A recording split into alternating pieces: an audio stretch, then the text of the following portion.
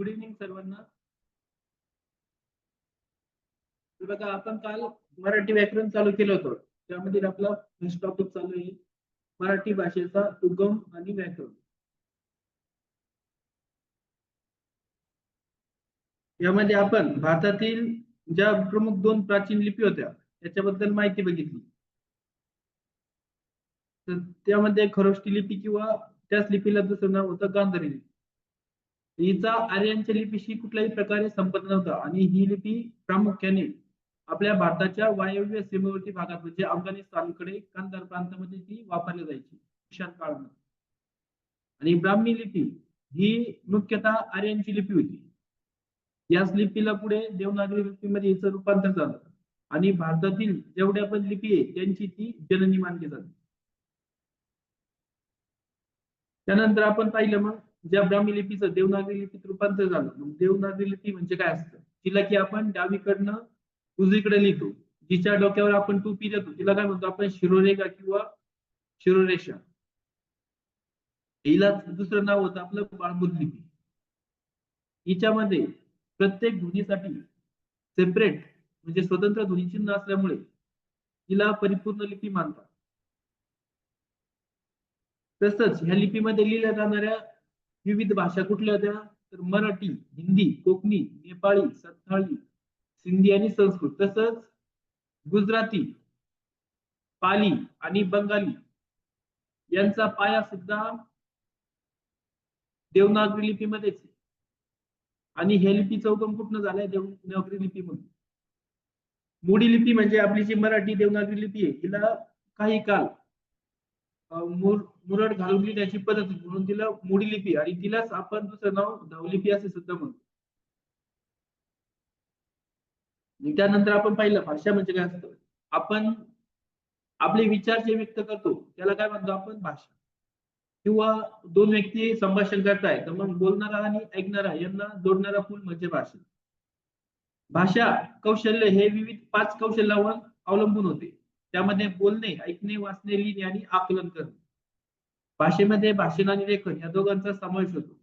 लेखन म्हणजे ज्ञान टिकून ठेवण्याचे साधन होते आणि भाषा केवळ संवादाचे साधन नसून ती साहित्याच्या क्षेत्रात आत्माविष्काराचे सर्वात मोठे माध्यम आहे. आता भाषेचे स्वरूप मातृभाषा काय असते, बोली भाषा काय असते आणि प्रवाद भाषा काय असते? जसं मातृभाषा म्हणजे आपल्या घरामध्ये बोलली जाणारी भाषा. बोली भाषा म्हणजे आपल्याला रोजच्या जीवनामध्ये व्यवहार करण्यासाठी आपण जी भाषा वापरतो ती तुमची बोली भाषा. प्रमाण भाषा म्हणजे ज्या भाषेचा वापर हा राजकीय, प्रादेशिक किंवा साहित्यिक आणि शास्त्रीय दृष्टीने केला जातो ती तुमची प्रमाण भाषा.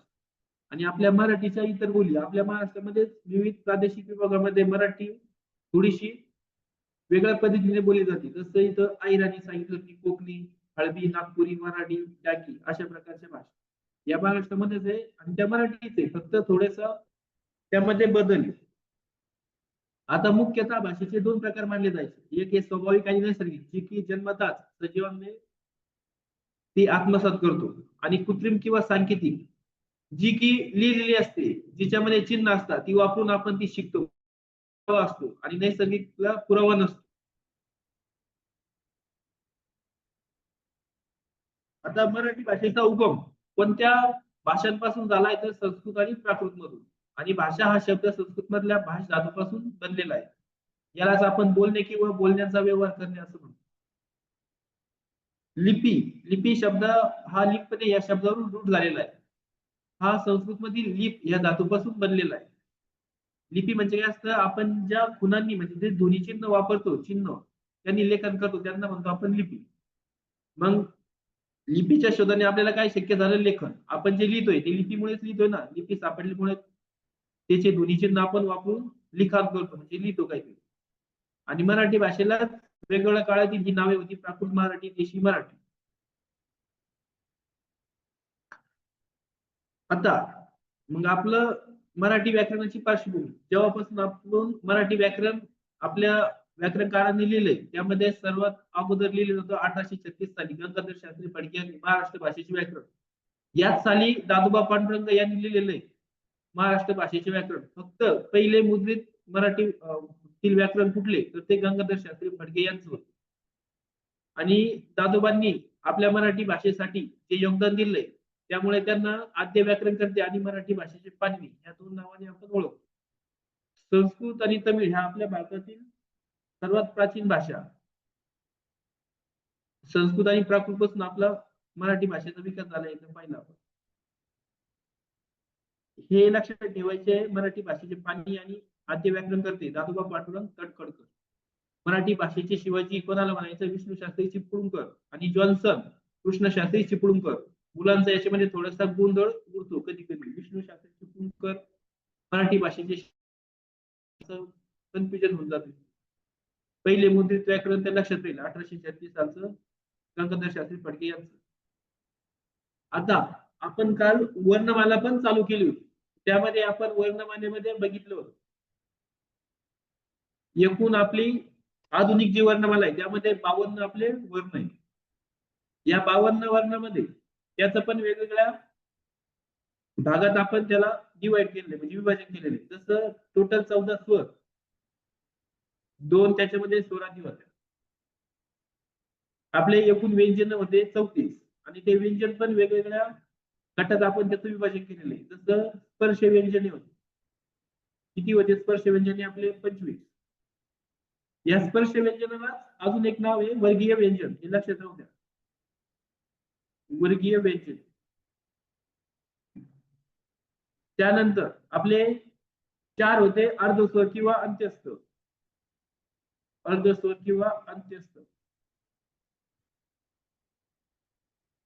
त्यानंतर आपले 3 उष्मे होते श, श आणि स.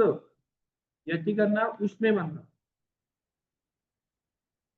पण एमपीएससी आयोगाने काय दिले बघा, ह हा आपला महाप्राण व्यंजन होता. एमपीएससी आयोगाने 2016 साली पेपर मध्ये विचारलेलं आहे ह हा व्यंजन कोणत्या प्रकारचा आहे आणि तिथं महाप्राण असा पर्याय नसून तिथं उष्मे होता आणि आयोगाने त्याचं उत्तर उष्मे दिलंय. तर आता जर कधी आलं पेपर मध्ये तर शक्यतो हला उष्मेमध्ये पण घ्या म्हणजे उष्मेची संख्या एकूण 4 होईल. जर आलं तर ह जर नाही दिसला तिथं तर एकूण उष्मे 3च सांगायचं.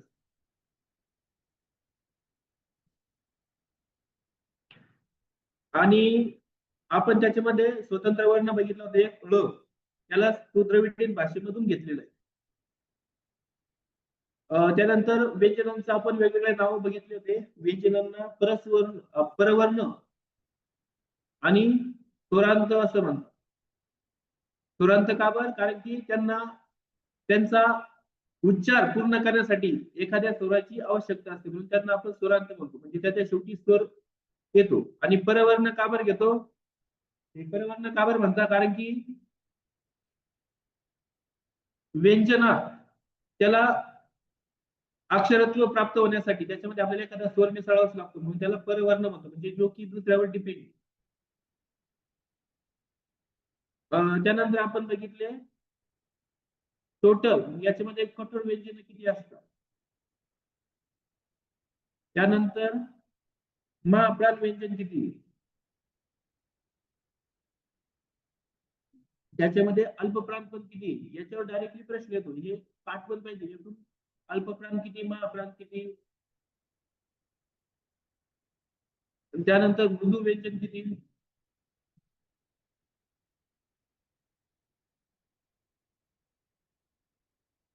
मृदू वर्ण किती. बघा वर्णामध्ये स्वर आणि व्यंजन या दोघांचा समावेश होतो. इथं कन्फ्युजन नका होऊ देऊ. मृदू व्यंजन म्हणजे फक्त व्यंजन आणि मृदू वर्ण म्हटलं की स्वर आणि व्यंजन हे दोघं मिळून वर्ण बनतात. जसं आपण म्हणतो ना आपले वर्णमालेत एकूण वर्ण किती, त्यामध्ये स्वर आणि व्यंजन दोन्ही येतात. असे टोटल 52 आहे. आपण इथं थोडं कन्फ्युजन नाही व्हायचं. व्यंजन वेगळे असतं मृदू व्यंजन मृदू वर्ण वेगळे असतं. आपले टोटल कठोर व्यंजन आहेत 13. त्याच्यामधील स्पर्श व्यंजन गटातील पहिले 10 आणि 3 जे उष्मे होते श, श, स यांचा समावेश कठोर व्यंजनामध्ये होतो. महाप्राण किती आपले 14. त्याच्यामध्ये ह हा महाप्रांत आपण सेपरेट पाहिला. पण ज्या व्यंजनाला आपण इंग्रजीमध्ये लिहिताना ज्याच्या शेवटी एच लिहितो बघा एच, असे व्यंजन तुमच्या महाप्रांमध्ये येतात. जसं की स्पर्श व्यंजन गटातील दुसरा कॉलम पूर्ण, त्यानंतर चौथा कॉलम पूर्ण, असे ते 5 आणि 5 10. त्यानंतर हे जे 3 उष्मे घेतले आपण कठोर व्यंजनामध्ये श, श, स यांचा पण समावेश महाप्राणमध्ये होतो. अशी ती टोटल 14 होती. अल्पप्राण मग टोटल व्यंजने आपले जर 34 आहे, त्याच्यामध्ये महाप्राण जर 14 सोडले तर उरता किती 20. मग बाकीचे जेवढे उरतील तेवढे 20 तुमचे काय असणार आहे, अल्पप्राण असणार. मृदू व्यंजने टोटल 21 आहे आणि मृदू वर्ण म्हटलं तर 37 आहे. त्याच्यामध्ये मग 14 स्वर, 2 स्वरादी आणि हे 21 व्यंजन अशी टोटल ते 37 होतं. पण व्यंजन म्हटलं तर 21 ध्यानात ठेवा. या कठोर व्यंजनाला अजून 2 नाव आहेत. श्वास किंवा अघोष. श्वास किंवा अघोष व्यंजन कठोर व्यंजनाला दुसरं नाव आहे.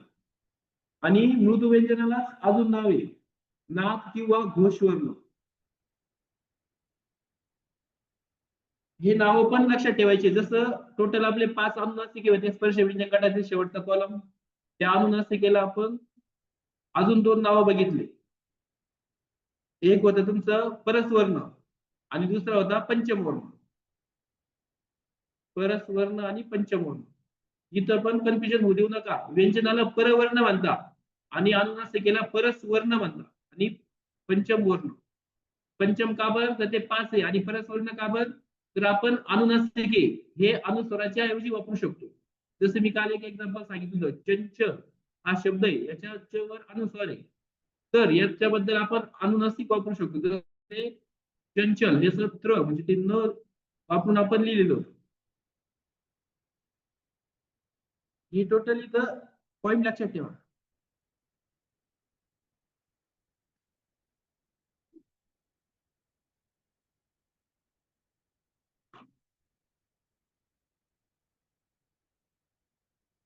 आता आपल्याला सजातीय स्वर काय असतात, विजातीय स्वर काय असतात हे पाहिजे. सजातीय स्वर काय आणि विजातीय स्वर कशाला म्हणतात.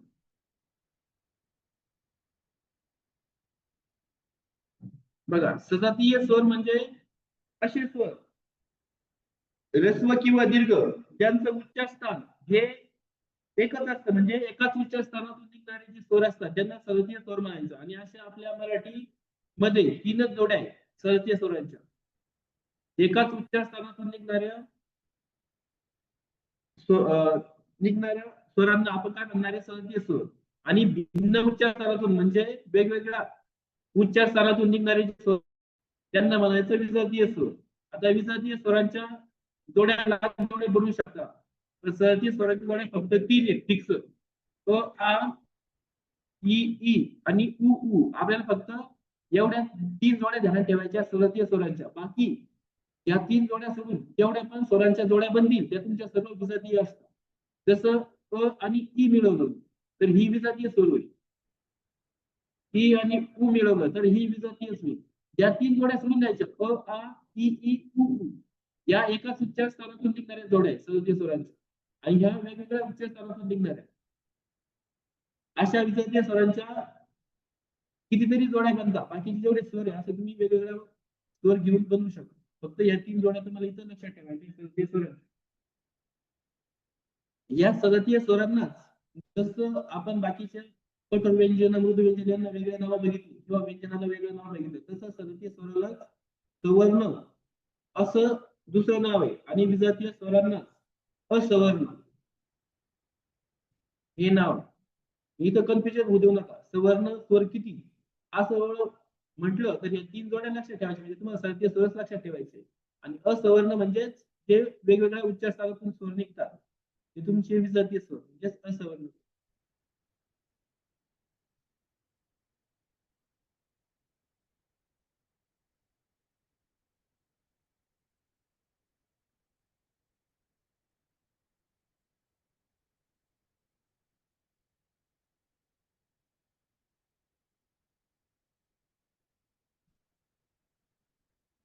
आता आपण अगोदर बघा 12 खडी लिहायचे. 12 खडी. त्यानंतर 14 खडी झाली आणि आता सध्या आहे तुमची 16 खडी. अगोदर 12 खडी होती, नंतर 14 खडी बनली आणि आता 16 खडी. तर 16 खडी म्हणजे का कुठले कुठले स्वर मिळून ती बनलेली आहे. तर आपले एकूण 14 स्वर आहे आणि 2 स्वरादी. अशा टोटल 14 स्वर आणि 2 स्वरादी मिळून आपली आता 16 खडी तयार होते. कारण की 2 इंग्रजी स्वर ही 14 खडीमध्ये काय होतं, जे 2 इंग्रजी स्वर होते ऍ आणि अ यांचा 14 खडीमध्ये समावेश होत नव्हता. आणि 12 खडीमध्ये याच्या अगोदर रू आणि लू यांचा पण समावेश होत नव्हता. म्हणजे इंग्रजी स्वर आणि हे 2 स्वर ते 4 सोडून ती 12 खडीच बनत होती. फक्त त्याच्यामध्ये स्वरादी असायची. म्हणजे फिक्स दोघांमध्ये 14 खडी पण स्वरादी होती, 12 खडी तर होती. आता 16 खडीमध्ये 14 स्वर म्हणजे रू आणि लू हे पण आणि इंग्रजी स्वर ऍ आणि अ हे पण असे मिळून टोटल तुमचे आता 16 खडी बनतील. मग आपले ते 14 स्वर हे कशा प्रकारे आपण 16 खडी बनवतो ते एकदा पाहून घ्या.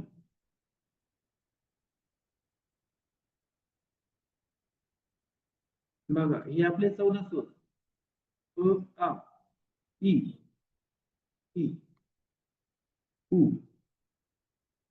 उ, रू, लू,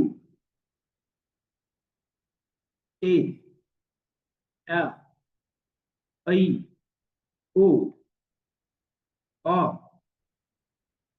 औ हे तुमचे 14 स्वर आणि आणि आहा हे तुमचे काय झाले स्वरादी.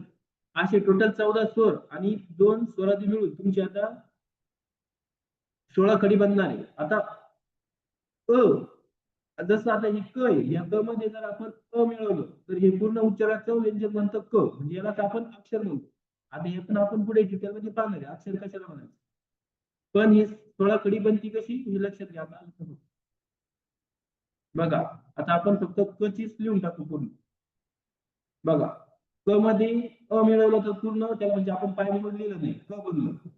क मध्ये आ मिळवला तर त्याला एक काना म्हणजे का. ई ई म्हणजे पहिली विलांटी असते जसं हे ई. हा दीर्घ ई म्हणजे दुसरी विलांटी. हा उ म्हणजे पहिला उकार. हा दीर्घ उ म्हणजे दुसरा उकार. हा रू म्हणजे बघा रू कसा मिसळला जातो या पद्धतीने. हा उकार नाही हा रू स्वर आहे. कधी कधी काय होतं मुलं याला जोडाक्षर पण समजतं. आपण जेव्हा जोडाक्षर बघू त्यामध्ये मला हे व्यवस्थित समजाल. रू हा स्वर अशा पद्धतीने मिसळला जातो. जसं आपण पृथ्वी शब्द लिहितो तर हा तुमचा रू स्वर आहे प मध्ये. क्रू लू हा लू अशा पद्धतीने मिसळतो. त्यानंतर ए म्हणजे एक मात्र असतो म्हणजे के. ऍ कसा मिसळणार अशा पद्धतीने चंद्राचा आकार. आई म्हणजे 2 मात्रे म्हणजे कै. ओ म्हणजे एक काना आणि एक मात्रा को. औ म्हणजे एक काना आणि 2 मात्रे. सॉरी तो अ आहे ना आणि अ आहे औ. अ म्हणजे एक काना आणि हा तुमचा चंद्राचा आकार अ. औ म्हणजे काना आणि 2 मात्रे कौ. आता हा अम म्हणजे अनुस्वार म्हणजे क वर अनुस्वार आहे कम. आणि आ हा विसर्ग. अशा पद्धतीने हे तुमचे 14 स्वर आणि हे जे 2 स्वर आहेत हे मिळून तुमची आता 16 कडी. त्यामध्ये लक्षात येऊ द्या जसं स्वराचा उच्चार विलांटी मात्रा हे कसं असणार.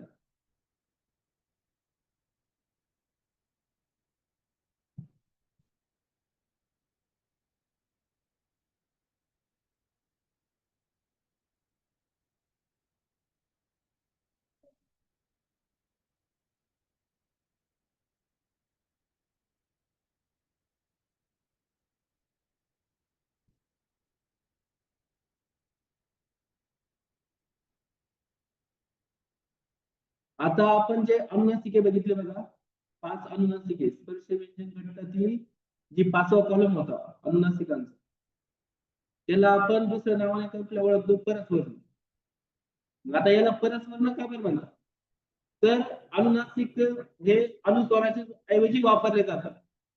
जसं आता त्याला वापर जर करायचा असेल तर आपण समजा गंगा हा शब्द लिहिला. बघा जेव्हा आपल्याला अनुस्वाराच्या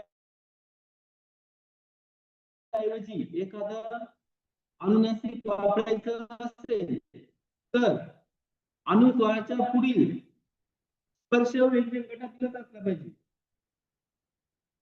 आणि जर तो स्पर्श व्यंजन गटातील असेल तर त्या गटातील तुम्हाला अनुनासिक वापरायचे. जसं अनुस्वाराच्या पुढे ग हे वर्ण आहे. आता ग हा वर्ण तुमचा क गटात येतो. शुभम हात हँड राईज केलेला एक क्वेश्चन आहे काही.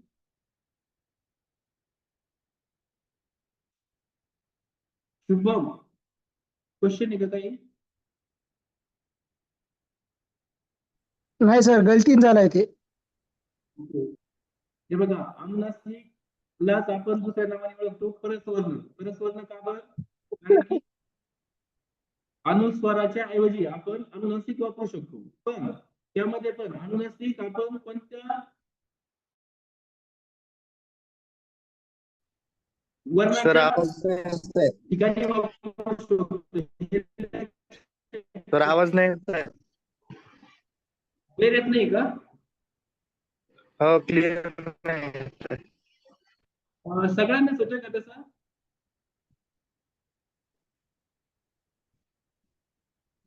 आवाज फक्त त्यांना क्लिअर येत नाही. आता येतोय सर.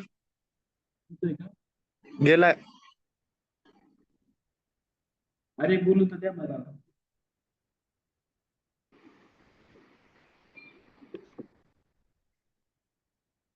हे बघा, अनुनासिक जर आपल्याला अनुस्वाराच्या ऐवजी वापरायचं असेल तर अनुस्वाराच्या पुढील जो वर्ण आहे तो तुमचा स्पर्श व्यंजन गटातीलच असला पाहिजे. तेव्हाच आपण अनुस्वाराच्या ऐवजी अनुनासिक वापरू शकतो. जसं अनुस्वाराच्या पुढे ग हे व्यंजन म्हणजे एक वर्ण आहे. तर हा कुठल्या गटात येतो बघा? क गटात येतो. क क ग ग. आणि ह्या क वर्गामध्ये कुठला अनुनासिक येतो? तर ग. मग आपण हा गंगा शब्द हा ह्याच अनुनासिक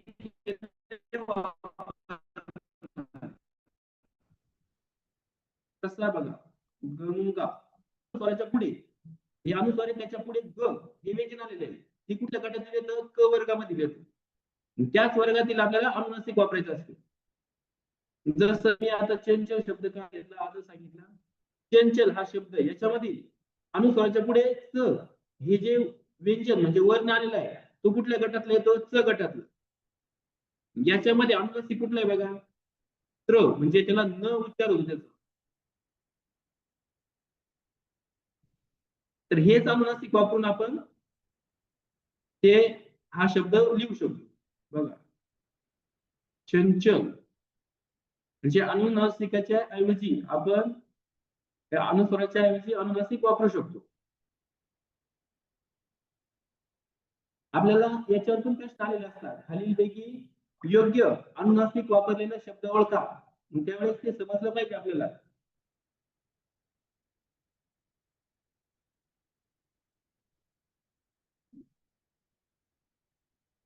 आता बघा, सिंह हा शब्द आहे. सिंह याच्या ऐवजी आपण अनुनासिक वापरू शकतो का? अनुस्वाराच्या ऐवजी नाही. मग याचा उच्चार ज्या प्रकारे होईल तसंच त्याला आपण लिहू शकतो. जसं सिंह म्हणतो आपल्याला, सिंह नाही सिंह, वचा उच्चार होतो अशा प्रकारे लिहू शकतो. जसं संशय, संशय म्हणतात आपल्याला, संशय म्हणजे वचा उच्चार करतो तिथे. हे यांच्याबद्दल आपण तिथं अनुनासिकी वापरू शकत नाही. इथं एवढं गोष्ट लक्षात ठेवायची. अनुनासिक शब्द स्पर्श व्यंजन गटातीलच वर्ण पाहिजे अनुस्वाराच्या समोर, तरच ते वापरता येईल.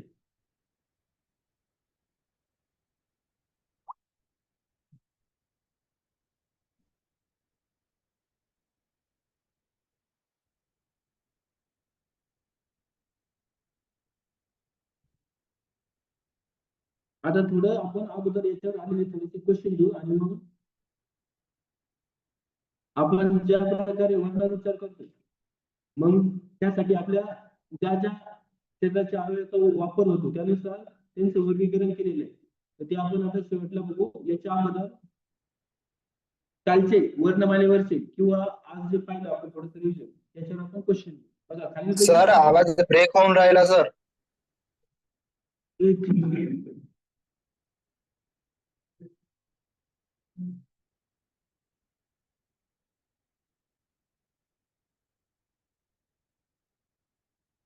आता येतोय का? आता येतोय का आवाज? हा येत आहे सर. हो.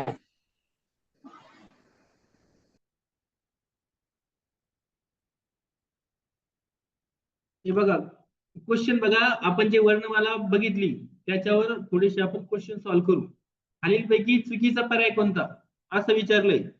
आता पर्याय काय आहे? ए, ओ, औ आणि ऐ हे तुमचे 4 संयुक्त स्वर दिले तुम्हाला आणि त्या संयुक्त स्वरांची योग्य फोड दिलेली आहे 3 पर्यायामध्ये. एक चुकीचा फोड करून दिलेला पर्याय,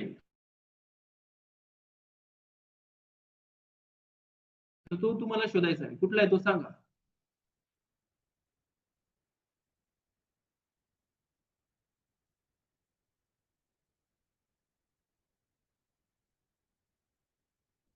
बघा, ऐ कसा बनतो सांगितलं निकालात. अ प्लस ह्रस्व ई, मुख्यतः तो ह्रस्व ईनच बनतो, हे बरोबर आहे.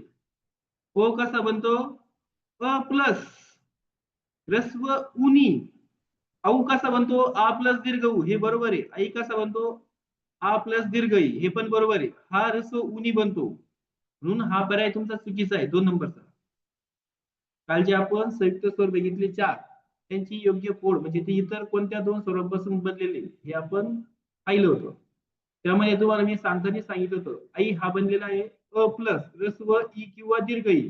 पर्यायामध्ये कधी कधी असं देतात, पण तो ओरिजिनली बनलेला आहे ह्रस्व ई पासून.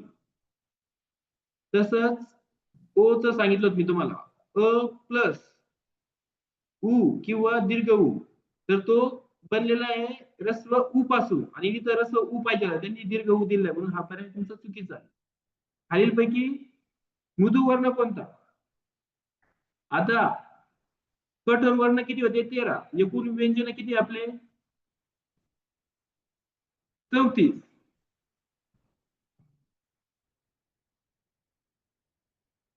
आपलं मृदू शोधायचं आहे.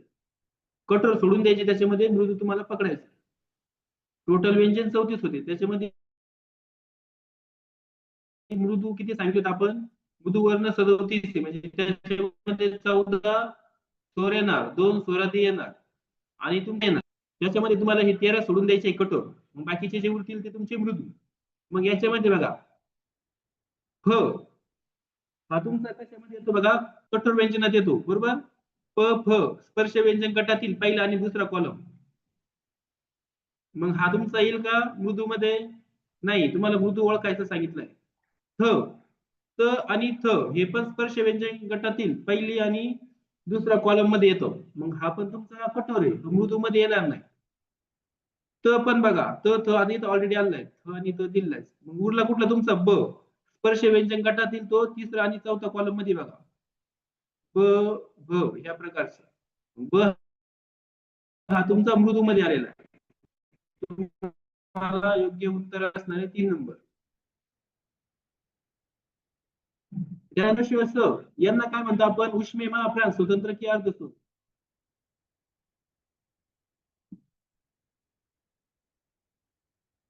यांचं नाव काय आहे? उष्मे, किंवा त्याला दुसरं नाव आहे घर्षक.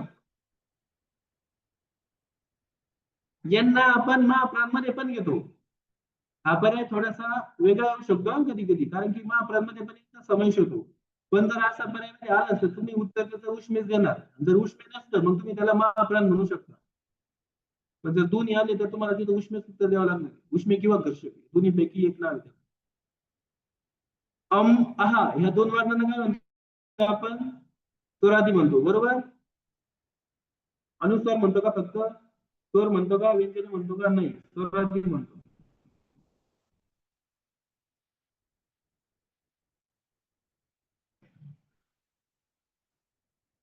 हे बघा, संयुक्त स्वरांच्या बाबतीत चुकीचा पर्याय शोधायचा.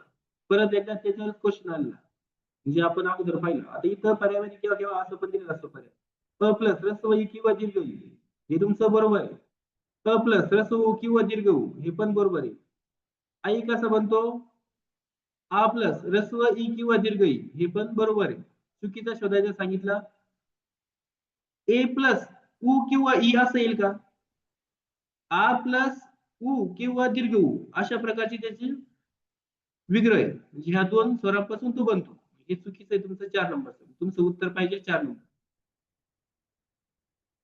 आता बघा, आपण जे भाषा शिक्षण बघितले 5 पायऱ्या भाषा शिक्षणाच्या, त्यामध्ये कुठले कुठले कौशल्य असतात भाषा शिक्षणासाठी ते लक्षात घ्या. ऐकणे बरोबर आहे, बोलणे बरोबर आहे, वाचणे बरोबर आहे, लिहिणे आहे का तिथं? योग्य उत्तर काय येईल आपलं? अ, ब आणि क, म्हणजे 4 नंबरचा ऑप्शन. ऐकणे, बोलणे, वाचणे, लिहिणे आणि आकलन असे 5 भाषा शिक्षण त्या पायऱ्या आहेत. अलीकडे मराठी भाषेतील खालीलपैकी कोणत्या वर्णाचा वापर नाहीसा झाला? मी काल सांगितलं काय होतं तुम्हाला, लू हा स्वर आहे, त्याचा वापर आता सध्या जवळजवळ नाहीसा होते. आपला ऑप्शन क्रमांक 3 पाहिजे. खालीलपैकी कोणता वर्ण अर्ध स्वर नव्हे? आपले एकूण 4 अर्ध स्वर आहे, य, र, ल, व. याच्यामध्ये ए हा अर्ध स्वर येईल का? हा तर स्वर आहे. खालीलपैकी कोणता वर्ण कंपित आहे? काल मी सांगितलं होतं का, र हा वर्ण कंपित वर्ण म्हणतात. एकमेव वर्ण असा आहे त्याला की कंपित वर्ण म्हणतात, र. त्याला अर्ध स्वर पण म्हणतात, य, र, ल, व असे ते टोटल 4 आहे. पण फक्त र म्हटलं तर त्याला कंपित वर्ण पण म्हणतात. हे लक्षात राहू द्या. याच्यावर आलेले प्रश्न पण पोलीस भरती.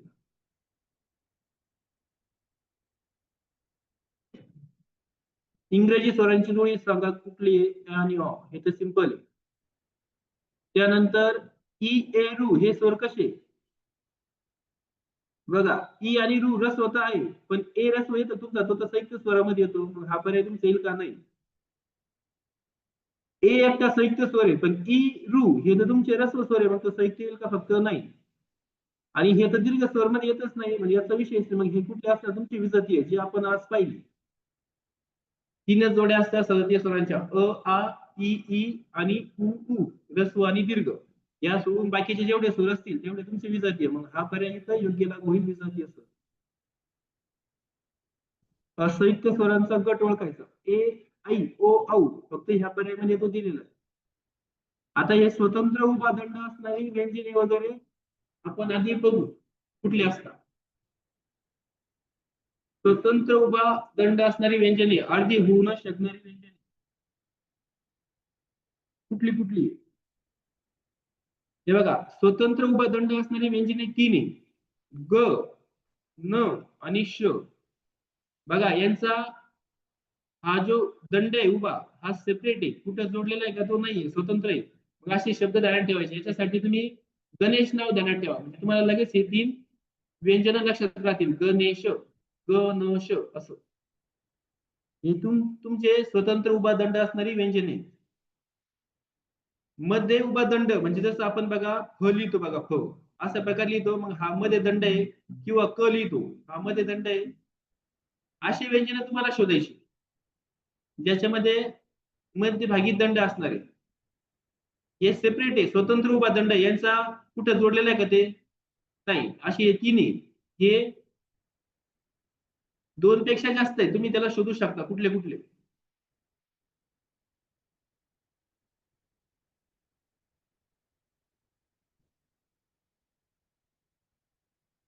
त्यानंतर आपलं कुठलं आहे? अर्धा उभा दंड. जसं ट लिहितो बघा आपण, हा अर्धा उभा दंड आहे, ट. ड लिहिणं, याला पण अर्धा दंड आहे, हा अर्धा उभा दंड असणारी व्यंजने.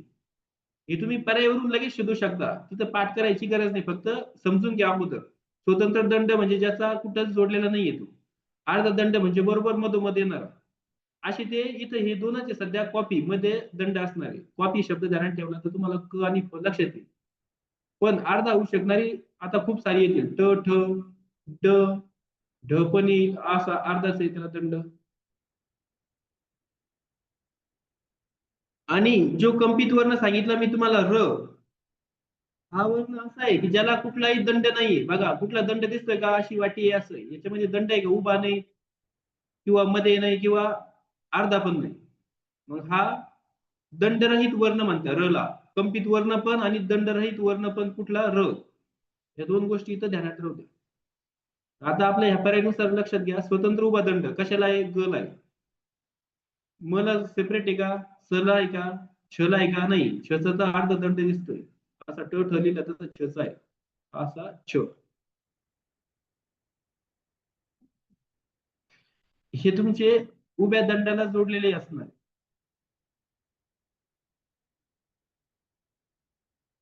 आता बघा, काल आपण जे क्वेश्चन म्हणजे टॉपिक पाहिले त्याच्यावर पोलीस भरतीला आले थोडेसे क्वेश्चन घेऊ. खालीलपैकी कोणती अभिजात भाषा नाही? मराठी, तमिळ, बंगाली आणि गुजराती. कुठली भाषा नाही अभिजात सांगा? याच्या अगोदर 6 अभिजात भाषा होत्या 2014 पर्यंत आणि 3 ऑक्टोबर 2024 ला केंद्र शासनाने अजून 5 भाषांना अभिजात भाषेचा दर्जा दिलेला आहे. 4 नंबर बरोबर गुजराती. ही भाषा तुमची अभिजात भाषा नाहीये. बंगालीला अगोदर दिलं होतं, तमिळला सर्वात अगोदर दर्जा दिलेला आहे 2004 साली. हे लक्षात ठेवायचं, सर्वात अगोदर अभिजात भाषेचा दर्जा दिलेला भाषा कुठली तर ती तमिळ आहे 2004 साली. मराठीला तर आता दिली. हा आपला 3 ऑक्टोबर 2024 हा आपला अभिजात भाषा गौरव दिन म्हणून आता साजरा करणार. मराठी भाषेचे पाणिनी कोणाला म्हणतात बघा, जळगाव पोलीस मध्ये आलेला दादोबा पांडुरंग तळखडकर. मराठी भाषेचे पाणिनी किंवा आद्य व्याकरणकर्ते असं पण आपण त्यांना म्हणतो. मराठी भाषेचा अभिजात शोधण्यासाठी शासनाने त्यांच्या अध्यक्षतेखाली एक समिती नेमली. कोणाच्या अध्यक्षतेखाली समिती नेमली होती बघा? 12 जानेवारी 2012 सॉरी 10 जानेवारी 2012. कोणाच्या अध्यक्षतेखाली नेमली होती? रंगनाथ पठार यांच्या. एकूण 9 सदस्य त्याच्यामध्ये होते अध्यक्ष सहित. मे 2013 मध्ये त्यांनी अहवाल सादर केलेला होता आणि आता त्यांच्या शिफारशीनुसार आपल्याला 3 ऑक्टोबर 2024 मध्ये अभिजात भाषेचा दर्जा मिळाला आपल्या मराठी भाषेत. मराठी भाषा लिपीला कोणत्या कोणत्या नावाने ओळखतात? आपली जी मराठी भाषा आहे तिला आपण कोणत्या कोणत्या नावाने ओळखतो? सांगा पटकन. वर्णमाला लिपी, देवनागरी लिपी, बाळमामा लिपी की आदर्श लिपी?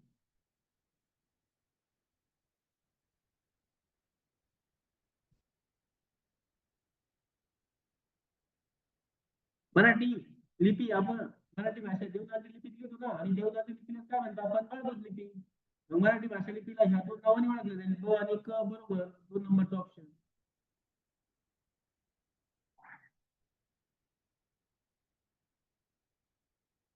क्ष आणि ज्ञ या वर्णांना वर्णमालेत स्थान देणारे कोण होते? जालना पोलीस मध्ये विचारलेला प्रश्न. मंगरुळकर होते की चिपळूणकर होते, सबनीस होते, दामले होते की दादोबा होते? कोण होतं? क्ष आणि ज्ञ हे विशेष साहित्य व्यंजन आहे आपले. यांना वर्णमालेत स्थान देणारे व्याकरणकार सबनीस होते आणि ऍ आणि अ हे जे 2 इंग्रजी स्वर आहे यांना वर्णमालेत स्थान देणारे मंगरुळकर होते. हे लक्षात राहू द्या. 3 नंबर बरोबर आहे. कोणत्या लिपीला सर्व लिपींची जननी म्हणतात? आपल्या 2 प्राचीन लिपी बघा, खरोष्टी तिला गांधारी लिपी म्हणतात आणि दुसरी ब्राह्मी लिपी. आवाज येत नाही. आवाज येत नाही का? बाकीच्या नाही तर खरे आता अटकट येते सर. सर ब्रेक होतो आवाज अटकट ब्रेक होत आहे सर आवाज. येतोय. हे कोण सांगतोय बघा, येतोय. आवाजाचं काय बघा, मग जर आवाज ब्रेक होत असेल तर सर्वांना होतो आणि नसेल होत मग तुमच्याकडे इश्यू असेल.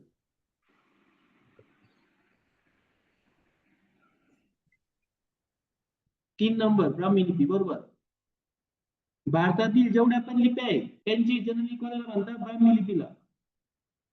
नवी मुंबईमध्येच विचारलेला लेटेस्ट प्रश्न. ही लिपी आर्यांची लिपी मानली जायची.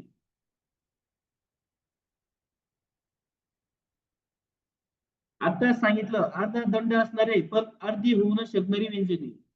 अर्धा दंड कोणाला आहे बरं? ळ ला पण दिलाय अर्धा दंड, द ला पण दिलाय. द ला तर स्वतंत्र दंड आहे, र तर दंडरहित वर्ण असतो. आता ळ आणि द मध्ये नाही सॉरी, ळ ला आहे पण हा तुमचा स्वतंत्र वर्ण मानला जातो. ळ येणार नाही. ळ काय तुमचा, त्याला अर्धा दंड आहे पण तो स्वतंत्र वर्ण आहे, तो याच्यामध्ये येणारच नाही. हा स्वतंत्र वर्ण आहे, म्हणजे तुमचं उत्तर दच पाहिजे. हा स्वतंत्र वर्ण मानला जातो ना, द्रविड भाषेतून घेतलेला, याचा समावेश इथं नाही होणार.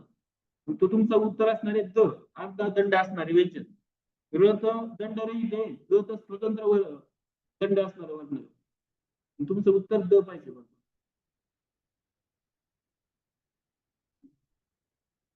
4 नंबर नाही.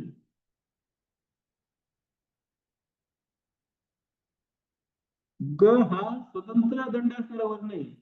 आपल्याला विचारलं अर्धा दंड असणार आहे, पण अर्धी होऊ शकणारी व्यंजन. अर्धा दंड बघा, अर्धी होती का आपण जसं भगवद्गीता आहे ना, याला द असंच लिहितो ना, पण त्याला पाय म्हणून लिहिला, हा अर्धा होऊ शकला का, याला द असं पूर्ण अर्धा दंड आहे त्याला, पण तो अर्धा होत नाही ना.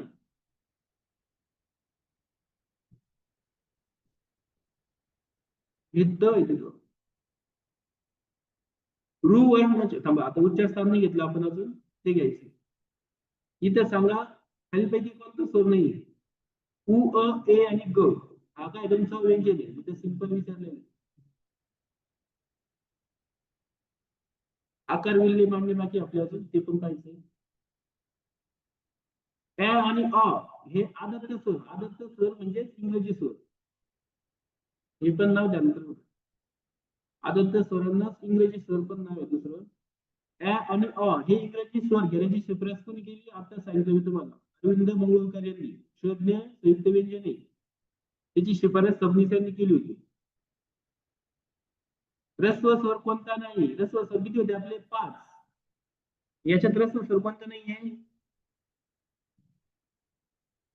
4 नंबरचा हा दीर्घ ई ना, ह्रस्व स्वर ई आहे फक्त, हा दीर्घ ई आहे, मग हा तुमचा पर्याय असणार. संयुक्त स्वर ओळखा, सांगा याच्यामध्ये संयुक्त स्वर कुठले. 4 संयुक्त स्वर आहे आपले.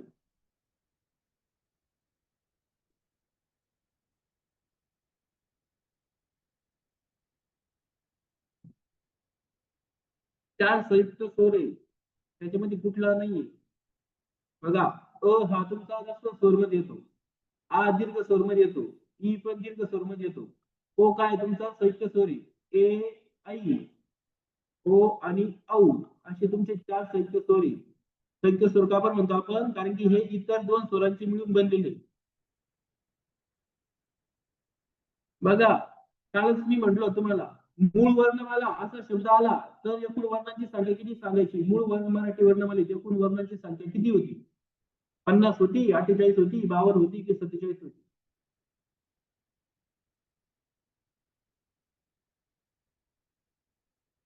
किती होती सांगा लवकर पटकन.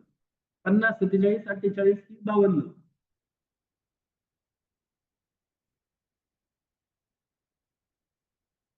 बघा 52 आधुनिक वर्णमालेमध्ये होते, आपल्याला मूळ मराठी वर्णमाला विचारली. 47 आपण संस्कृत मधून जेव्हा वर्णमाला स्वीकारली तेव्हा त्याच्यातून 47 वर्ण आले होते. त्याच्यामध्ये जेव्हा आपण एक ऍड केला तेव्हा ती मूळ वर्णमाला आपल्यामध्ये 48 आहे. आपलं उत्तर 48 पाहिजे, मूळ वर्णमालेतील वर्ण. टोटल किती होते 48, हे ध्यानात ठेवा. 48 बरोबर. 47 आपण जेव्हा सुरुवातीला स्वीकारले तेव्हा त्याच्यातून 47 वर्ण घेतले होते संस्कृत मधून. त्यानंतर त्याच्यामध्ये एक स्वतंत्र म्हणजे द्रविडीन भाषेतला वर्ण ऍड केला होता, अशी ती मूळ वर्णमाला मग आपली 48 वर्णांची बनली होती. आणि आता आधुनिक किंवा पारंपरिक वर्णमाला असा शब्द आला तर ती 52 चालेल, हे लक्षात राहू द्या. श्वास व्यंजन नाही, श्वास म्हणजे अघोष किंवा कठोर, सांगा कुठलं. अघोष किंवा कठोर व्यंजन म्हणा श्वासला, कुठलं नाहीये.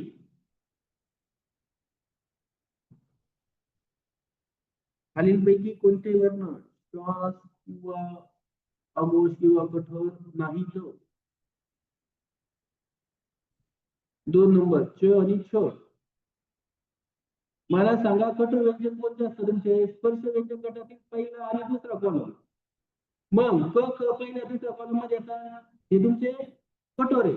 च छ पहिल्या दुसऱ्या कॉलम मध्ये येतात, म्हणजे हे पण कठोर आहे, म्हणजे त्याला श्वास आणि अघोष म्हणतो. हे पण पहिले आणि दुसऱ्यामध्ये येतात. उरलं कुठलं तुमचं 3 नंबरचा पर्याय. द आणि ध हे तुमचे मृदू आहे. म्हणजे तुमचे श्वास किंवा कठोर किंवा अपघात मध्ये येतील का नाही येणार. मग आपलं उत्तर 3 नंबर पाहिजे.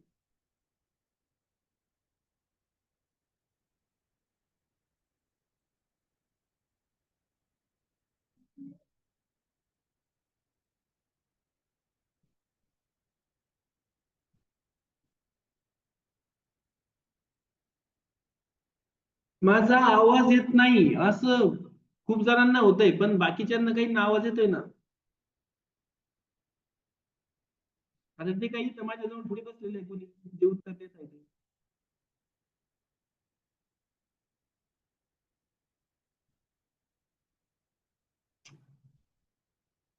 विचारलं काय इथं प्रश्न येत आहे सर, त्यांना येतोय ना आवाज. खालीलपैकी कोणती भाषा देवनागरी लिपीमध्ये लिहिली जात नाही असा प्रश्न आहे. लिहिली जात नाही.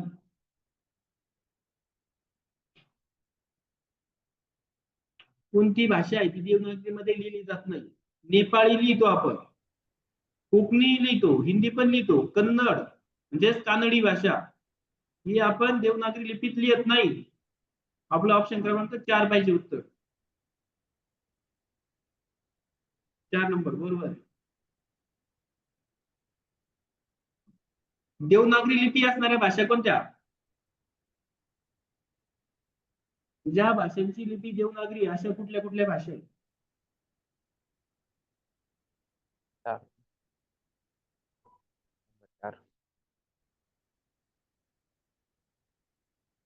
बघा इथं कानडी ही देवनागरी लिपीमध्ये येईल का? नाही येणार, कारण की द्रविडियन गटामधली ती खालच्या बाजूची. त्यानंतर तेलुगू पण त्याच बाजूची ती तमिळनाडूमध्ये. इथं परत कानडी आली ती त्याच बाजूला येते. आपलं उरलं फक्त मराठी, गुजराती, हिंदी, संस्कृत या भाषा तुमच्या देवनागरी लिपीमधल्या. हे पर्यायावरून तिथं काटायचं. जर आपल्याला लक्षात नसेल का, आपल्याला द्रविडियन गटातल्या भाषा आपल्या दक्षिणेकडच्या भाषा आहेत त्या वेगळ्या असतात. आपल्या महाराष्ट्रापासून वरती उत्तरेकडे ज्या भाषा बोलल्या जातात त्या तुमच्या देवनागरी लिपीमधल्या असतात. 1 नंबर बरोबर.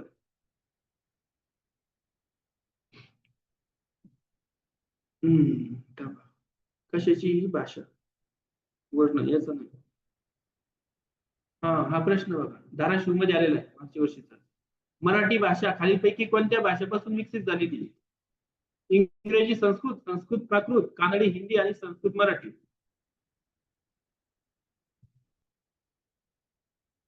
2 नंबर बरोबर. संस्कृत आणि प्राकृत या 2 भाषांपासून आपली मराठी भाषा विकसित झालेली आहे.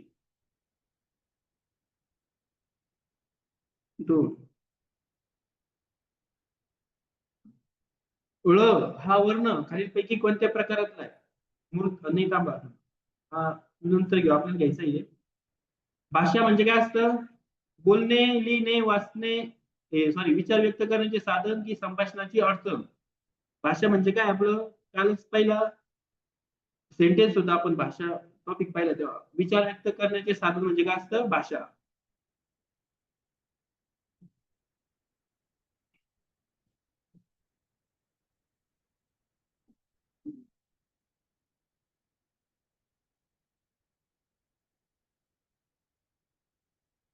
हे सांगा विजातीय सर्वांची जोडी. आत्ताच पाहिलं आपण सजातीय सर्वांच्या 3 जोड्या आहेत. त्या 3 जोड्या सोडून बाकीच्या जेवढ्या जोड्या बनतील तुमच्या ते सर्व तुमच्या येणारे विजातीय स्वरांच्या.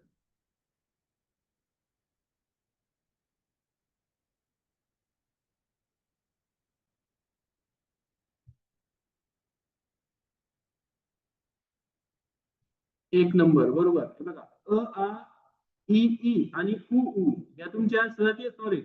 या 3 सोडून जेवढ्या जोड्या बनतात या तुमच्या असणाऱ्या विजातीय स्वर आहेत. 1 नंबरचा ऑप्शन बरोबर.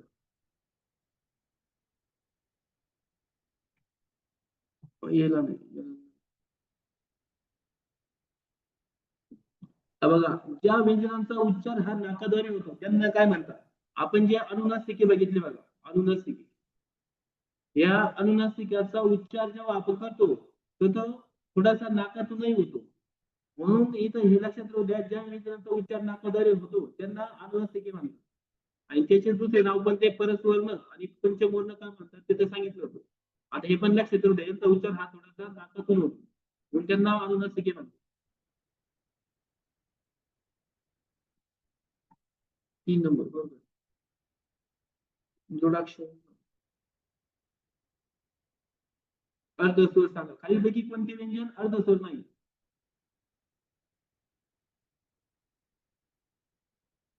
खालीलपैकी कोणते व्यंजन हे अर्धस्वर नाही? अर्धस्वर किती आपले? 4 आहेत. य, र, ल, व. मग ते सोडून जे उरले ते तुमचं काय असणार आहे? अर्धस्वर नसणार आहे. मग शिवाय हे तुमचं अर्धस्वर आहे का? हे तुमचं उष्मेमध्ये येतं, उष्मे किंवा घर्षक मध्ये. हे तुमचं नाही. एक नंबर. कंपित वर्ण आता सांगितला, ज्याला की आपण दंडरहित वर्ण म्हणतो.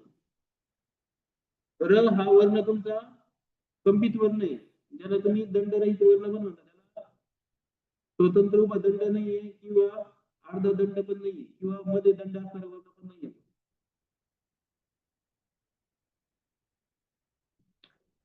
हे पाहिजे आपल्याला अजून पूर्ण. सांगा मृदू वर्ण किती? इथं मी आता सांगितलं मृदू वर्ण आणि मृदू व्यंजन यांच्यामध्ये फरक आहे. मृदू व्यंजने आणि मृदू वर्ण यांच्यात फरक आहे. वर्णामध्ये स्वर आणि व्यंजन दोघांचा समावेश होतो, पण व्यंजनामध्ये फक्त व्यंजनच असणार. 14 तुमचे महाप्राण असतात. महाप्राण व्यंजने 14 आहे. 13 व्यंजने तुमचे कठोर आहे. 21 व्यंजने तुमचे काय आहे? मृदू व्यंजने. आणि वर्ण विचारलं तुम्हाला मृदू वर्ण किती? मृदू वर्ण ज्याच्यामध्ये स्वर पण असणार आहे 14 स्वर स्वरादी आणि ते 21 मृदू व्यंजने, असे तुमचे टोटल वर्ण बनतात 37 मृदू वर्ण. आपला ऑप्शन क्रमांक 3. इथं कन्फ्युजन होऊ देऊ नका. मृदू व्यंजन म्हटलं तर 21 आणि वर्ण म्हणजे मग त्याच्यामध्ये स्वर आणि स्वरादी हे पण येणार आहे. ते 14 स्वर 2 स्वरादी आणि हे 21 व्यंजने मृदू, ते मिळून तुमचे असे टोटल 34 मृदू व्यंजने बनतात. 3 नंबरचा ऑप्शन राहील.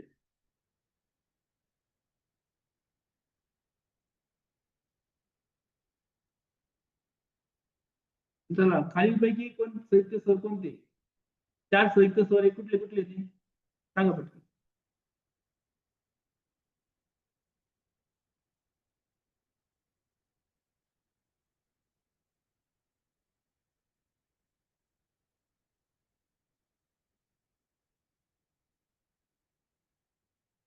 डी नंबर बरोबर.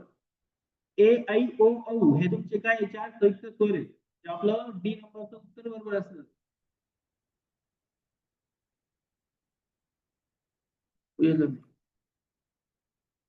याला सांगा काय म्हणतात? श श स. आता आपण तो पाहिलेला पण हे उष्मे कटवर्ण ध्वनीची अनुनासिके. याला काय म्हणतात? उष्मे म्हणतात. पण हे बघा आता हे पण लक्षात ठेवू द्या, ह हे व्यंजन तुमचं महाप्राण आहे. पण एमपीएससी आयोगाने काय केलं, जेव्हा प्रश्न विचारला होता तेव्हा हला सुद्धा उष्मे मानलेले आहे. थोडस ते पण लक्षात राहू द्या.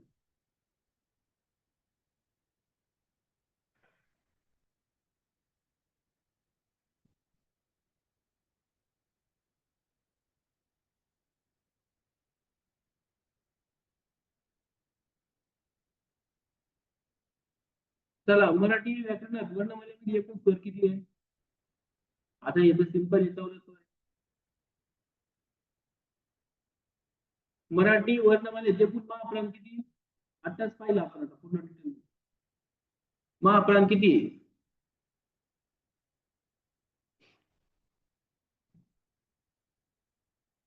14 बरोबर. 14 तुमचे काय आहे? महाप्राण.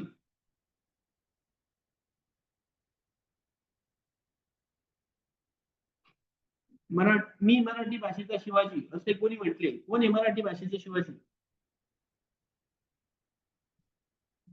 मराठी भाषेचे शिवाजी कोणाला म्हणतो? कृष्णशास्त्री चिपळूणकर यांना म्हणतो की विष्णू शास्त्री चिपळूणकर यांना म्हणतो?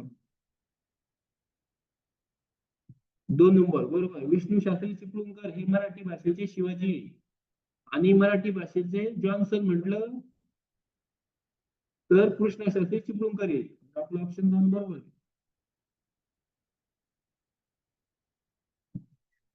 थांब. हे सांगा पुढीलपैकी कोणती व्यंजने शेवटी स्वतंत्र उभा दंड असणारी 3 व्यंजने सांगितली तुम्हाला जी स्वतंत्र उभा दंड आहे अशी कोणती?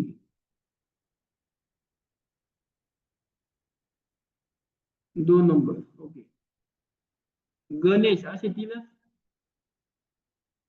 व्यंजने ज्यांना स्वतंत्र उभा दंड आहे त्यापैकी ग आणि न दिलेला आहे. क आणि प हे त्यांच्यामध्ये दंड असणारे व्यंजने आहेत. 3 आणि 4 म्हणजे 2 नंबरचा ऑप्शन आपला राईट. हे थांब. सांगा क्ष आणि ज्ञ यांचा समावेश वर्णमालेच्या तक्त्यात काय म्हणून केला जातो? मूलध्वनी, प्राण, विशेष साहित्य व्यंजने की अर्धस्वर व्यंजने? विशेष साहित्य व्यंजने. बरोबर. यांचा वापर हा विशेष साहित्य व्यंजने म्हणून केला जातो.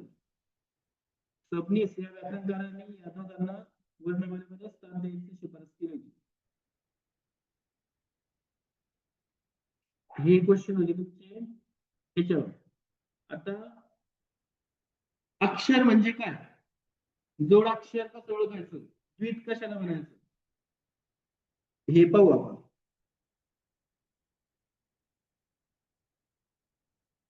बघा अक्षर म्हणजे काय? व्यंजनामध्ये जर आपण स्वर मिसळलं त्याला म्हणायचं अक्षर. सात काय?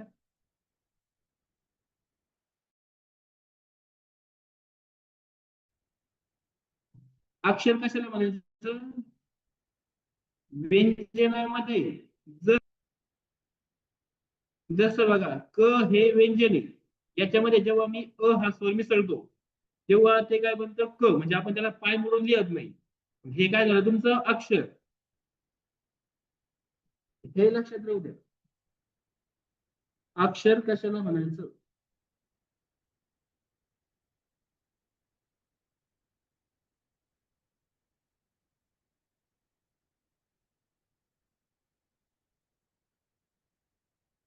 त्यानंतर तुमचं संयुक्त स्वर तर माहिती तुम्हाला.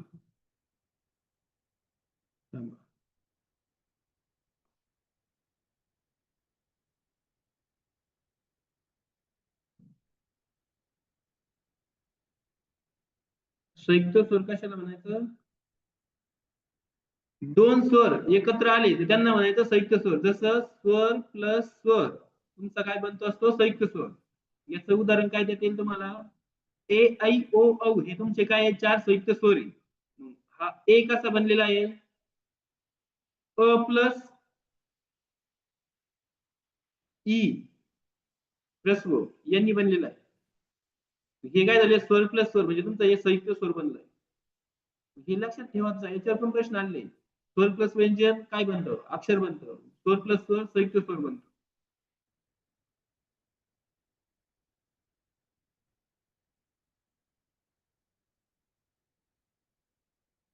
आता संयुक्त व्यंजन काय?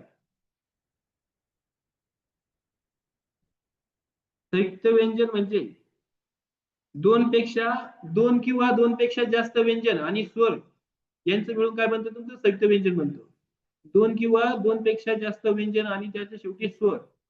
व्यंजन व्यंजन प्लस स्वर. बघा दोन व्यंजन तर कमीत कमी पाहिजे, त्याच्यापेक्षा जास्त असले तरी पण चालते, पण शेवटी त्याच्यामध्ये स्वर पाहिजे. दोन व्यंजन किंवा त्याच्यापेक्षा जास्त व्यंजन आणि स्वर याला मिळून तुमचं बनतो संयुक्त व्यंजन. सॉरी इथे स्वर नाही, आपल्याला जोडाक्षर बनणार आहे. इथे जोडाक्षर राहील, ही संयुक्त व्यंजन, इथे स्वर नाही येणार.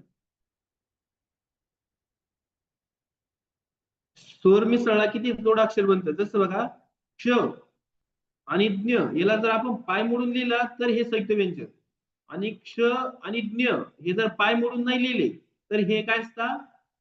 जोडाक्षर असतात. हा डिफरन्स थोडा लक्षात राहू द्या. क्षज्ञ जर पाय मोडून लिहिलेले दिसले तुम्हाला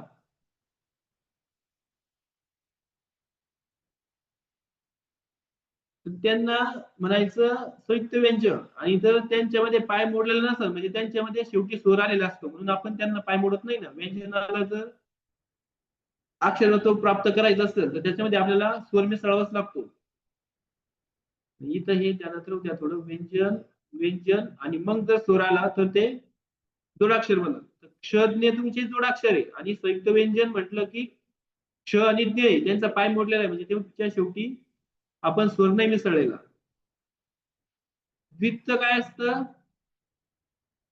व्यंजन प्लस तेच व्यंजन. म्हणजे जसं मी क मध्ये पुन्हा कच मिसळला याला म्हणायचं द्वित्त. जे व्यंजन दिलेलं आहे त्यामध्ये आपण व्यंजन मिसळलं तर ते बनतं तुमचं द्वित्त.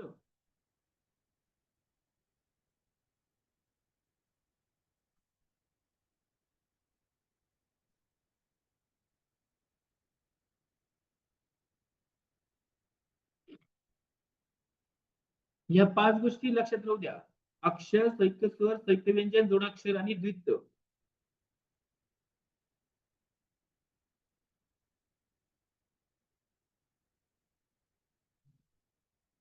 आता बघा एखादा शब्द दिलेला असेल त्याची फोड कशी करायची म्हणजे विग्रह कसा करायचा. जसं कृष्णाष्टमी हा तुमचा शब्द आहे. तुम्हाला केव्हा केव्हा याची फोड करायची विचारता याच्यामध्ये व्यंजन किती आहे, स्वर किती आहे किंवा मूलध्वनी किती. आता मूलध्वनी म्हणजे व्यंजन आणि स्वर दोन्ही मिळून ते मूलध्वनी बनत असतं. किंवा याच्यामध्ये जोडाक्षर किती असं पण विचारलं जातं. याची फोड करायची. बघा एक व्यंजन आहे.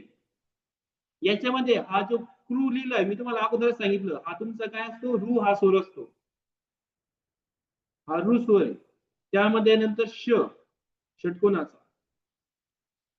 त्यानंतर न आहे आणि त्याच्यामध्ये आ हा स्वर मिसळला एक मात्र म्हणजे आ असतो. परत श व्यंजन त्यानंतर परत त्याच्यामध्ये ट व्यंजन आणि शेवटी त्याच्यामध्ये अ हा स्वर आहे. त्यानंतर म आहे आणि त्याच्यामध्ये दुसरी विलंटी म्हणजे दीर्घ ई हा स्वर आहे. अशी या कृष्णाष्टमी या शब्दाची फोड बनते. तुम्हाला विचारलं काय जातं याच्यामध्ये एकूण व्यंजन किती आहे, स्वर किती आहे किंवा मूलध्वनी किती आहे, नाहीतर जोडाक्षर किती आहे. आता व्यंजन किती बघा. क हे व्यंजन आहे, श हे व्यंजन आहे, न एक व्यंजन आहे, परत श व्यंजन आहे, ट व्यंजन आहे, म व्यंजन आहे. एकूण व्यंजन किती झाले आपले 3 आणि 3 6. याच्यात स्वर किती जे उरले ते तुमचे स्वर आहे रू आ अ आणि हा दीर्घ ई. टोटल 4 स्वर आहे. मग मूलध्वनी म्हटलं तर व्यंजन आणि स्वर मिळून तुमचे मूलध्वनी बनतात. टोटल किती होतील 6 आणि 4 10 हे तुमचे मूलध्वनी झाले. आणि जर जोडाक्षर म्हटलं जोडाक्षर किती तर लक्षात घ्या. जोडाक्षर कसं बनलं मी आता सांगितलं. 2 किंवा 2 पेक्षा जास्त व्यंजन आणि शेवटी स्वर आला की ते जोडाक्षर बनतं. तर तुमचं क्ष आणि ज्ञ हे जर पाय मोडून लिहिले नाही तर हे पण तुमचे काय जोडाक्षर आहे. कारण की क्ष हे व्यंजन कसं बनलंय तुमचं क प्लस श आणि त्याच्यामध्ये शेवटी अ हा स्वर आहे म्हणून ते जोडाक्षर झालं. 2 किंवा त्याच्यापेक्षा अधिक व्यंजनी आणि शेवटी स्वर. ञ कसं बनतं बघा तुमचं क न आणि य अशी 3 व्यंजन आलेले आणि शेवटी त्याच्यात स्वर आहे अ. तेव्हा ते ञ बनलं म्हणून यांना आपण जोडाक्षर म्हणतो. कारण की शेवटी आपण स्वर मिसळलाय त्याच्यामध्ये. जेव्हा पाय मोडून लिहिले जाईल तेव्हा ते संयुक्त व्यंजन बनतील. मग आता याच्यात जोडाक्षर कोणते बघा. श ला न जोडलाय म्हणजे तुमचं हे जोडाक्षर आहे. त्यानंतर श ला ट जोडलंय म्हणजे तुमचं हे जोडाक्षर. बघा इथं श न आ त्यानंतर श ट अ हे तुमचं काय बनलं मग 2 किंवा त्याच्यापेक्षा अधिक व्यंजन आणि मग स्वर आला की तुमचं ते जोडाक्षर बनतं. अशी टोटल तुमचे 2 जोडाक्षर इथं आहे. हे लक्षात राहू द्या. याच्यावर पण प्रश्न आलेले आहे. खाली दिलेल्या शब्दात एकूण व्यंजन किती किंवा स्वर किती, मूलध्वनी किती, जोडाक्षर किती. हे अशा प्रकारे त्याचा विग्रह करा. तुम्हाला हे माहिती पाहिजे.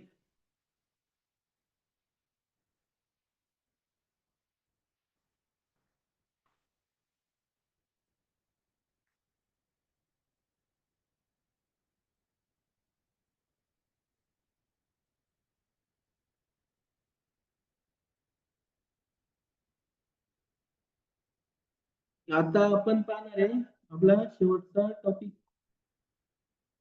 वर्ण आणि त्याची उच्चारस्थान.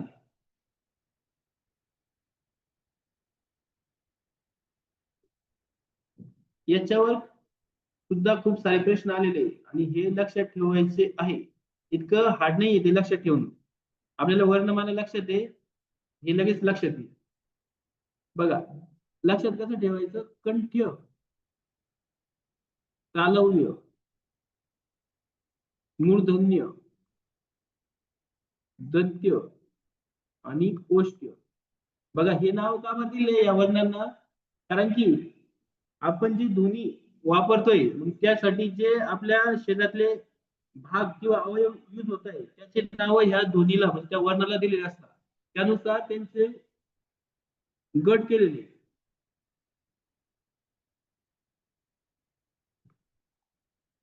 मग कंठ, तालव्य, मूर्धन्य, दंत्य आणि ओष्ठ्य हे अशा पद्धतीनेच लक्षात ठेवायचे. कंठ्य, तालव्य, मूर्धन्य, दंत्य, ओष्ठ्य. मग त्यामध्ये स्पर्श व्यंजन गणातले आपले कसट तप वर्ग लिहून घ्यायचे. क, स, ट, त, प म्हणजे आपल्याला लगेच लक्षात येते. या पद्धतीने लक्षात ठेवलं तर लक्षात येईल. कंठ्य, तालव्य, मूर्धन्य, दंत्य आणि ओष्ठ्य.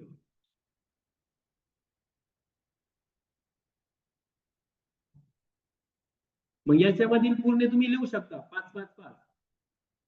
क, ख, ग, ग आणि तुमचा अनुनासिक ग्य. हे च, छ, ज, झ आणि न्य त्याला त्र म्हणतो तुम्ही. ट, ठ, ड, ढ, न, त, थ, द, ध आणि न. प, फ, ब, भ आणि म. हे असे तुमचे टोटल हे 25 झाले. प्रचंड वर्गातले. आता त्याच्यामध्ये तुम्हाला स्वर पण लक्षात ठेवायचे.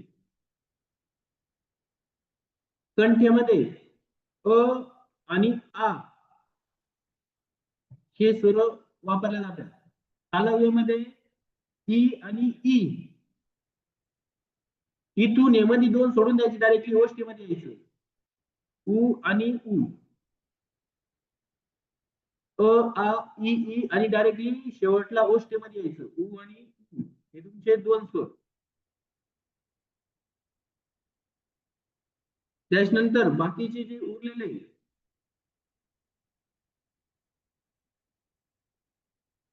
बघा, याच्यामध्ये ह, यश, याच्यात रश आणि याच्यात लस असं ध्यानात ठेवायचं. ह, यश, रश, लस. जे बाकीचे व्यंजन उरले, ह कंठ्यमध्ये, तालव्यामध्ये यश, मूर्धन्यमध्ये रश, दंत्यमध्ये यश, सॉरी लस.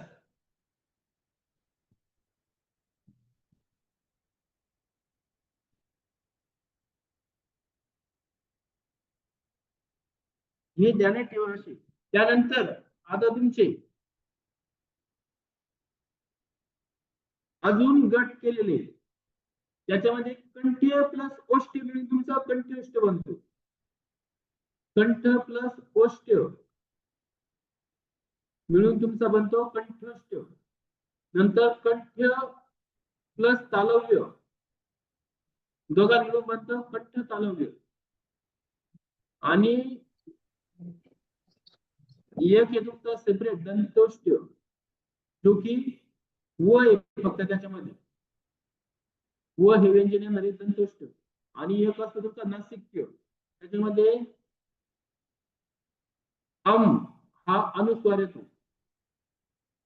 कंठ्य प्लस ओष्ठ्य मध्ये बघा कुठले येतात. तुमचा अ हा इंग्रजी स्वर कंठ्य प्लस ओष्ठ्य मध्ये, कंठ तालव्यामध्ये ऍ येतो.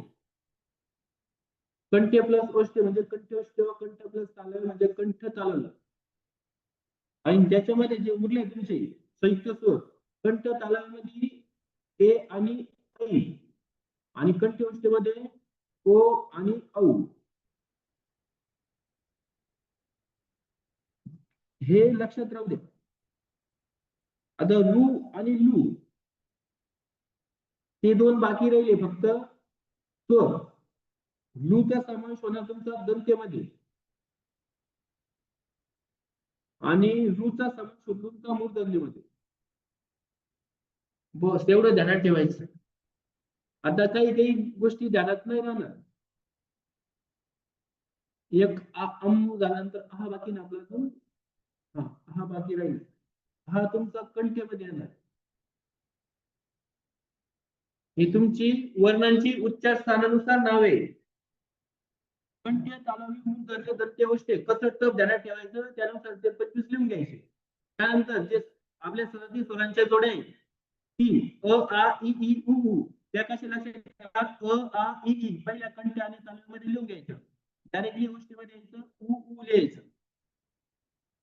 नंतर जे बाकीचे उरलेले व्यंजन आहेत ह यश रषळ लस असं ध्यानात ठेवा आणि वरच्या बाजूने खाली लिहित या.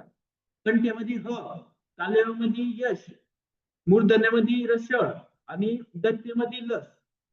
त्यानंतर कंठ्य ओष्ठ्य आणि कंठ तालव्य याच्यामध्ये इंग्रजी स्वर येतात. कंठ्य ओष्ठ्यमध्ये अ, कंठ्य तालव्यामध्ये ऍ आणि जे चार साहित्य स्वर आहे तुमचे ए आणि ऐ कंठ्य तालव्यामध्ये आणि ओ आणि उ ओष्ठ्यमध्ये. दंत्योष्ठ्यमध्ये एकच आहे व नासिकेमध्ये एकच आहे अम. रू आणि लू जे स्वर बाकी आहे